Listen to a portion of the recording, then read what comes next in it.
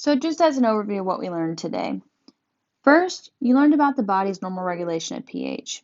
So the body usually uses the buffering system, the renal system, and the respiratory system to regulate pH. With the buffering system being the fastest, the renal system being the respiratory system being the second fastest, and the renal system being the third fastest. The buffering system primarily uses the bicarbonate and carbonic acid system to maintain normal pH. The respiratory system will decrease CO2 to increase your pH, or increase your CO2 to decrease your pH in order to maintain normal pH. And then finally, your renal system will either reabsorb or get rid of excessive bicarbonate in order to maintain normal pH.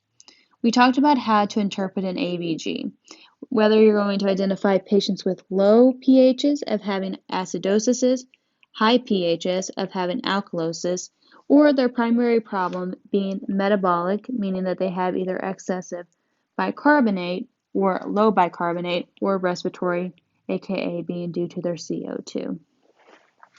We talked about the diagnosis and treatment for metabolic acidosis and alkalosis, including calculating a serum anion gap in order to identify a non-anion gap versus an anion gap metabolic acidosis.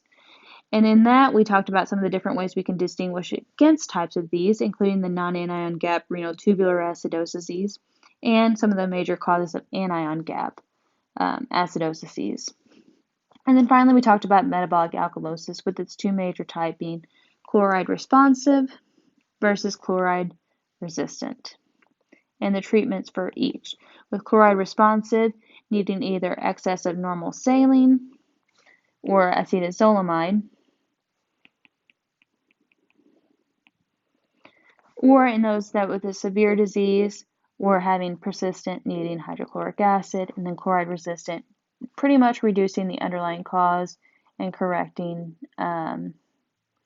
their hypokalemia. I gave you guys a big flow sheet to help you with all of this information, and we are going to talk about it more whenever we do cases for the class period. We've talked about some of the best ways to study for the exam as well, so hopefully you guys have all the tools you need to be successful.